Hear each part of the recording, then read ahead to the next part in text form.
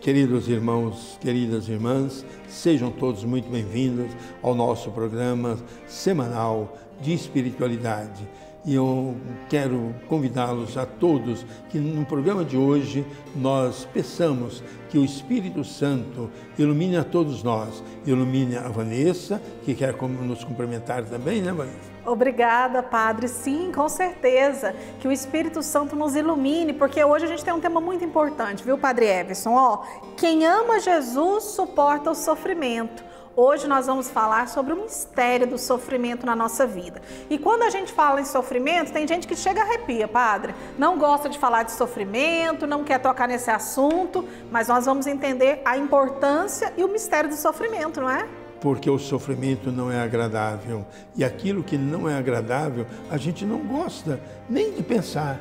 Mas quando somos iluminados pela luz do Espírito, nós entendemos que além do sofrimento que é passageiro, existe o efeito que é permanente, que é o amor de Deus, que o sofrimento faz com que desenvolva no nosso coração e que cresça em nossa vida. Por isso nós iniciamos pedindo: venha Espírito Santo.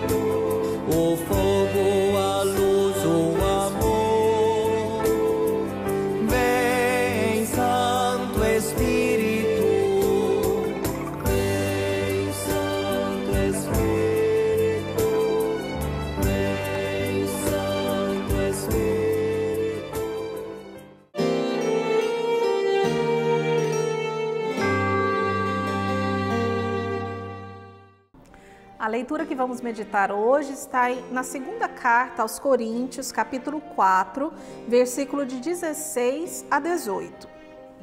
Por isso, não desanimamos. Mesmo que o nosso exterior vá se arruinando, o nosso interior, pelo contrário, se renova a cada dia. Com efeito, o momentâneo, leve peso de nossa aflição produz para nós uma glória incomensurável e eterna. Não temos como objetivo o que é visível, mas o que é invisível. Pois o que é visível é passageiro, mas o que é invisível é eterno. E já começando, Padre, nesse primeiro versículo, por isso não desanimamos. Uma das coisas que nós precisamos é não desanimar diante do sofrimento, das cruzes que nós temos no dia a dia. Se nós falamos de Jesus, o homem das dores, agora refletindo sobre a proposta de Santo Afonso, nós olhamos a pessoa concreta de Santo Afonso, um homem sofredor, desde criança, a doença, as suas limitações, ele enxergava muito pouco, quer dizer, toda a dificuldade com o pai, ele era um homem sofredor.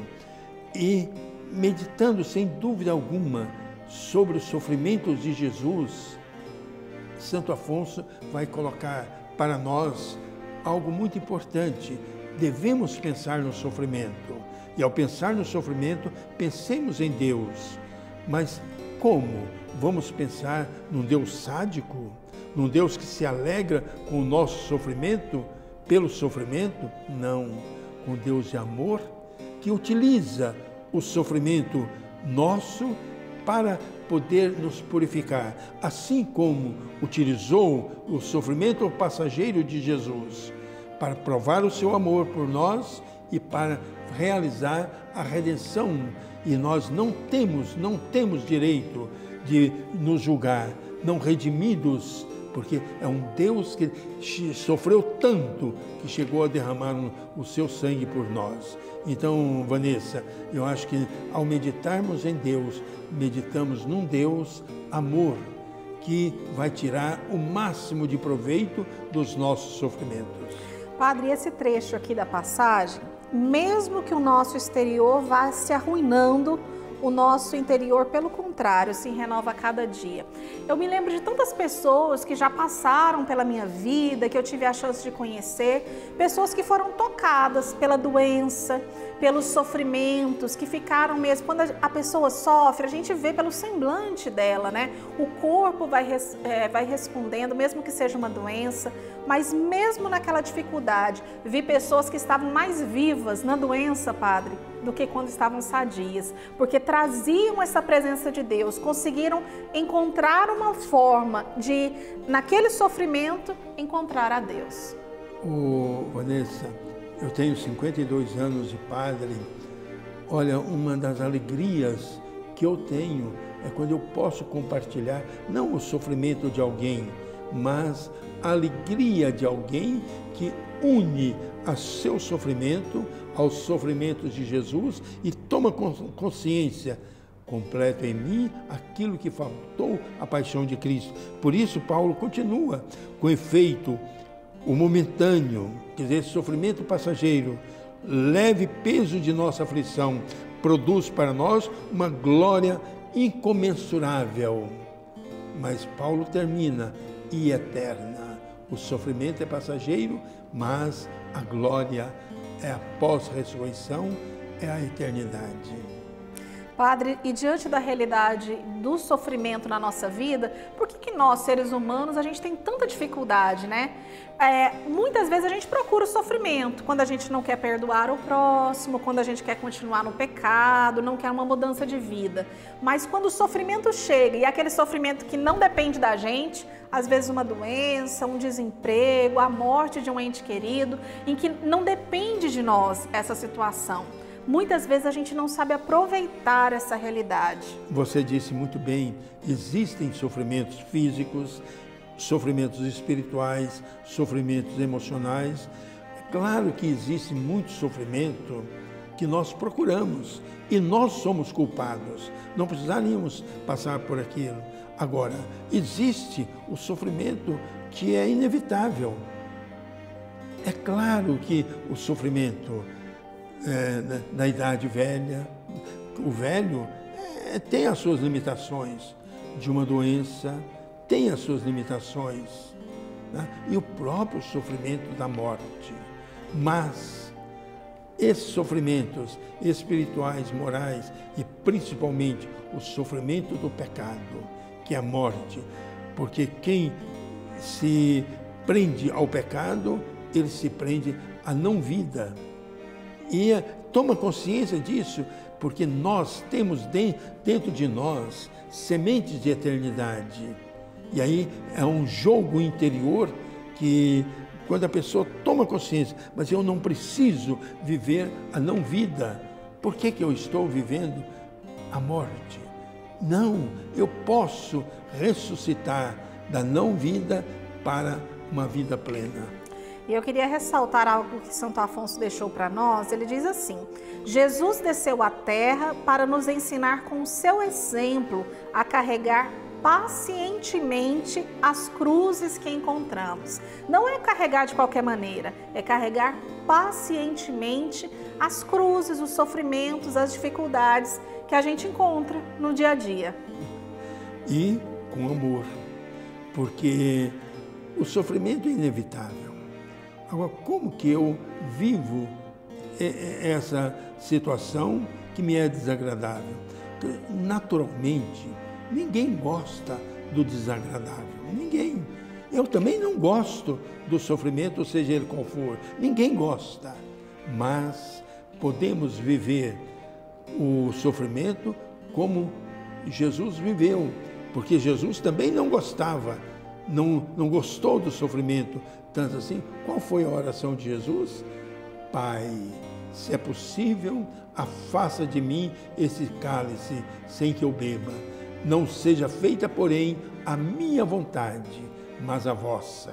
E a vontade do Pai era que o amor de Jesus fosse comprovado até as últimas consequências, para que nós, que tantas vezes duvidamos desse amor amoroso, se é que eu posso usar essa expressão, amor amoroso, mas que esse amor terno, esse amor meigo, esse amor grandioso de Deus se realize na nossa aceitação, na limitação do sofrimento. Também agora eu digo, se eu não penso num Deus sádico, eu não posso olhar o sofrimento na minha vida pelo lado estoico, porque eu gosto de sofrer. Não, eu não gosto de sofrer. Eu sofro por amor, como Jesus também sofreu a morte por amor. Uma coisa que eu aprendi, padre, foi dar sentido ao sofrimento. Alguns sofrimentos que a gente encontra na nossa vida, a gente pode simplesmente passar por eles, mas outros a gente pode dar sentido. Oferece a sua dor hoje em sacrifício pela sua conversão, a conversão da sua família, pelas almas do purgatório. Coloque sentido ao seu sofrimento. Quando você estiver ali passando uma enfermidade, ofereça pela sua conversão, para que você mude as atitudes que você sabe que precisa. Isso sim vai dar um sentido totalmente novo e um amor a Deus. Eu acho, se você lembrou muito bem, o sofrimento moral, mesmo o sofrimento do pecado. Nós precisamos aprender a sofrer a dor do remorso, não para vivermos no remorso, para podermos ter condições de sair de uma condição de pecado. Deus não quer que nós não vivamos. Por isso Jesus diz, eu vim para que vocês tenham vida e a tenham em abundância, plena. Plena é a vida que Jesus quer de nós. E a vida plena é alegria, é paz, é felicidade, é certeza de que aquilo que nós estamos fazendo está nos levando para ser mais e agradar mais a Deus.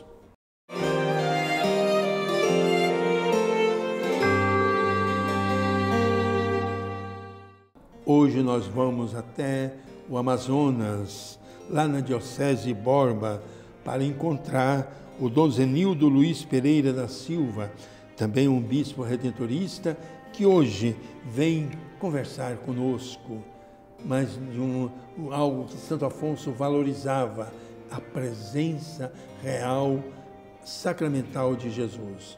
Dom Zenildo, por favor, compartilhe conosco algo sobre a Eucaristia. Amados irmãos e irmãs, a nossa espiritualidade redentorista, ela é muito atual. Santo Afonso, ao escrever sobre as visitas ao Santíssimo Sacramento, ele fala da presença amiga. Olhando então para o Evangelho de João 15, versículo 15, nós temos: eu já não vos chamo servo, porque o servo não sabe o que faz o seu senhor, eu vos chamo amigos. Vejam vocês que somos convocados, a partir da nossa espiritualidade, a criarmos uma amizade com Jesus. E essa amizade, ela nos traz um relacionamento amoroso, de confiança, de dependência desse amor tão bondoso de Deus. Quando eu digo que a nossa espiritualidade é atual, eu estou mencionando Afonso, que nos convoca ao encontro com Jesus.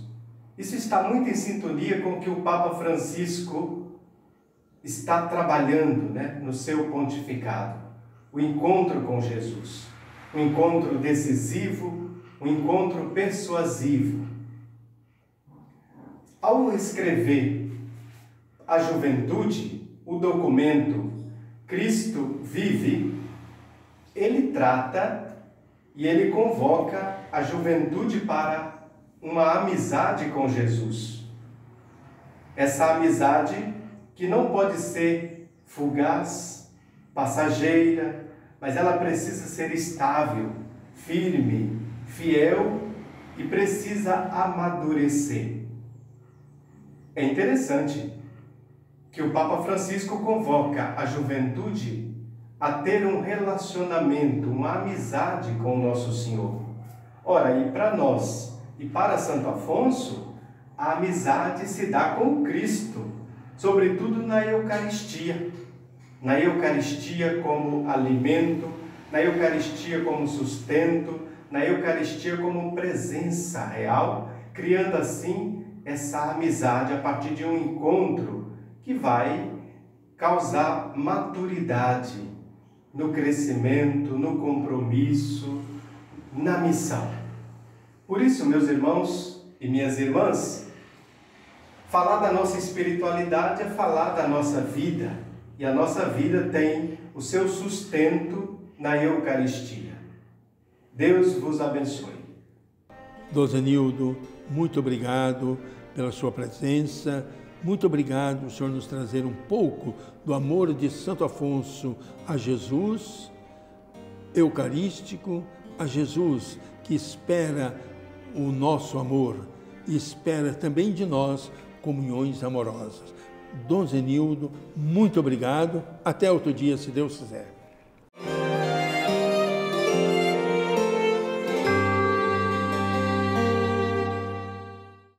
E hoje vamos meditar que Maria é mãe de todos os pecadores arrependidos. Santo Afonso nos explica assim: Maria é mãe não só dos justos e inocentes, mas também dos pecadores que querem se emendar. Se desejoso de emenda, recorrer um pecador a esta mãe de misericórdia, como a encontra pronta para abraçar e socorrer, mais do que se fosse sua mãe corporal. Portanto, quem aspira a ser filho dessa grande mãe, é preciso que primeiro deixe o pecado e depois será sem dúvida aceito por seu filho. Todo aquele que pede, recebe. O mesmo se deve dizer das preces dirigidas à Mãe de Deus. Se aqueles que oram não merecem ser ouvidos, os merecimentos de Maria, a quem eles se encomendam, farão que o sejam. E é interessante quando nós vemos que Maria recorre à nossa oração, mas precisa ter uma predisposição aí, né, Padre? Sem dúvida, Santo Afonso aplica a Nossa Senhora os sentimentos de Jesus.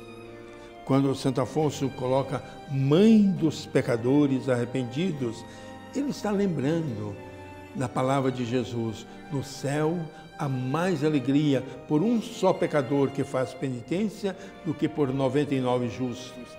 Mas por que Nossa Senhora, ela, a mãe do Redentor, fica tão feliz quando alguém que não vivia a graça da redenção do seu filho começa a perceber que aquilo não é a vontade de Deus e faz um propósito, porque arrependimento é propósito de mudança de vida, porque o verdadeiro arrependimento só é verdadeiro quando existe o compromisso de vida nova, de deixar a realidade errada do pecado, da morte, para poder viver o certo, viver a vida, viver a presença de Deus. Maria, Mãe dos pecadores, rogai por nós. Santo Afonso de Ligório, cantador das glórias de Maria, pregador do Evangelho e doutor da Santa Igreja, roga a Deus que nos proteja. É interessante na vida de Santo Afonso como a providência divina parece que preparou um caminhar de Santo Afonso colocando Falcóia, que pede para Santo Afonso, ele ia fazer umas pregações lá em Scala, onde Crossa Rosa vivia num convento, que o Falcóia falou: Afonso, vai lá e faça algumas pregações, aproveite o seu tempo para as irmãs. Foi aonde Santo Afonso conheceu a Crossa Rosa. E podemos dizer que ali a providência divina estava acontecendo, como aconteceu na vida de São Francisco de Assis, que colocou Clara junto, né, que ajudou muito São Francisco, como colocou a Joana Chantal junto São Francisco de Sales, que também ajudou. Não podemos esquecer os dois grandes místicos, Teresa de Ávila e São João da Cruz. E também Deus colocou junto de Santo Afonso Crossa Rosa para que ela ajudasse a perceber a vontade de Deus, para que Santo Afonso realizasse um projeto maravilhoso na história da salvação. E foi em outubro de 1731, então, que naquela após a comunhão celeste tem uma revelação de Deus e diz a Afonso que Jesus queria ele para uma obra toda dele. E ele se assusta e pergunta: que obra? Eu quero um instituto masculino. E é naquele momento que nasce no coração de Santo Afonso essa proposta de vocação e que a gente vê que hoje estão aí, né, padre, os redentoristas. Que começou mesmo com uma inspiração de Deus, a Celeste Crossa Rosa, que pede para Santo Afonso.